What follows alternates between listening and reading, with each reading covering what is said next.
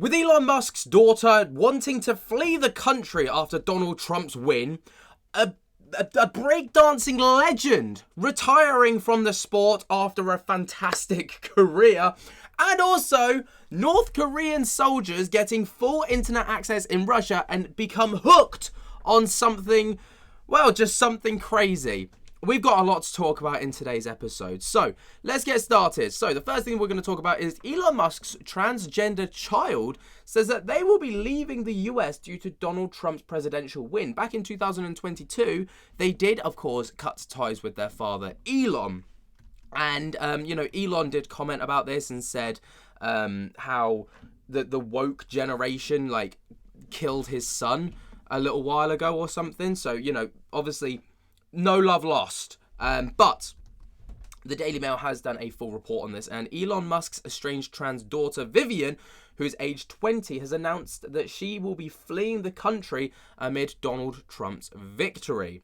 So Vivian Wilson, who is 20, who has publicly been at odds with her billionaire Tesla creator father for months, took to Threads.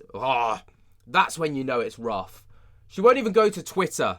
She went to Threads. Nobody uses Threads anymore. Of course, that was Instagram's alternative, to discuss her future following the news that Donald 78 would be the next US president. She admitted that she does not see herself residing in America now that he's heading back to office. I thought this for a while, but yesterday confirmed it for me, she wrote. I don't see a future being in the United States. Even if he's only in office for 4 years, even if the anti-trans regulations magically don't happen, the people who willingly voted this in are not going anywhere anytime soon. Avid Trump supporter Elon, who of course isn't going to be getting a job alongside Donald Trump when he gets into office in January, who reportedly fathered 12 children from 3 different women, welcomed Vivian with his first wife, Justin Wilson, in 2004.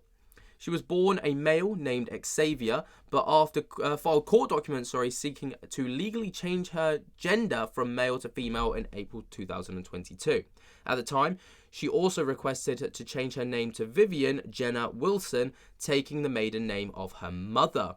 She stated, I no longer live or wish to be related to my biological father in any way, shape, or form. Elon 53 has since publicly slammed Vivian, calling her a communist who thinks anyone rich is evil. He also claimed that he was tricked into allowing Vivian to go on puberty blockers. I was essentially tricked into signing documents for one of my older boys, Xavier, he said, using her former name. This was really before I had any understanding of what was going on, and we had COVID going on, so there was a lot of confusion. I was told Xavier might try and take her own life. Wow. So you can see, obviously, I know Donald Trump's come in and stated a lot of things regarding transgender forming and stuff like this over in the States for when he gets into office, and all the bills that he's going to pass. Whether he will or not, I don't know, but he seems to be a man of his word, and what he says kind of goes.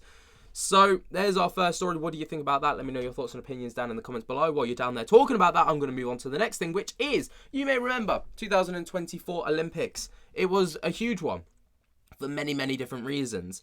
But the biggest one was probably for the breakdancing segment, which of course was blown to popularity and was subsequently dropped by the Olympics after Raygun, this lady here, she basically has retired from breakdancing full stop. She obviously brought us some fantastic moments, including this. You may remember it. It's an important part about being a performer is being able to express yourself through movement, being able to move your body to convey a message, to get something across.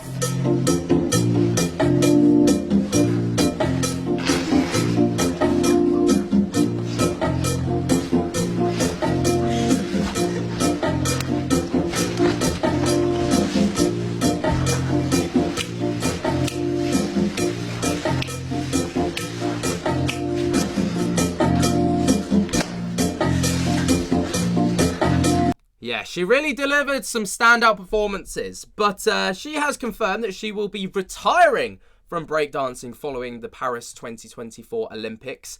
Also going on to state, well, you know, she just said, Gunn had initially planned to keep competing, but the saga had been so upsetting that she changed her mind. I didn't have any control over how people saw me or who I was, she told the local radio station Today FM on Wednesday. I was going to keep competing for sure, but that seems really difficult for me to do now. I think the level of scrutiny that's been going on, going to be there, and people will be filming it, and it will go online. Gunn received a torrent of violent messages after the Olympics and was subject to an anonymous petition demanding she apologise. It falsely accused her and her husband of manipulating the selection and expanse of other Australian talent. She was vigorously defended by the Olympic officials, but her performance split opinion within the breaking community, with some saying that she made a mockery of the sport. And off the back of the performance, well, not off the back of the performance, but off the back of the, breaking on breakdancing in the Olympics 2024, it has officially been dropped for the 2028 Olympics. So, you know, I guess it was inevitable. It was inevitable, but she did go on to state that I still dance and I still break, but you know, that's like in the living room with my partner. So she has officially hung up the breaking boots, and she is not going to be participating in breakdancing competitively, at least, any further. Let me know what you guys think about this down in the comments below. Obviously, it was one of the bigger stories to come out of a somewhat controversial 2024 Olympic Games. But moving on to our last story, which has got to be one of the craziest things I think I've seen in the news over the past 24 to 48 hours, is the fact that North Korean soldiers are addicted to porn thanks to Putin's unrestricted internet access. Now, this has got to be one of the most fantastic things I think I've ever seen in my life, but adult content is banned in North Korea as Kim Jong-un's regime closely monitors internet usage, with those lucky enough to have access only able to view 28 websites, none of them being pornographic. Obviously, 28 websites. That's deemed to be lucky over in North Korea, but moving forward, Kim Jong-un's soldiers have reportedly become addicted to the site after arriving in Russia to fight for Vladimir Putin. Repressive North Korea monitors the usage and outlaw huge sections of the internet, including adult content. Though Russia also censors content like this site here, there are several unmonitored sites that the soldiers will be accessing.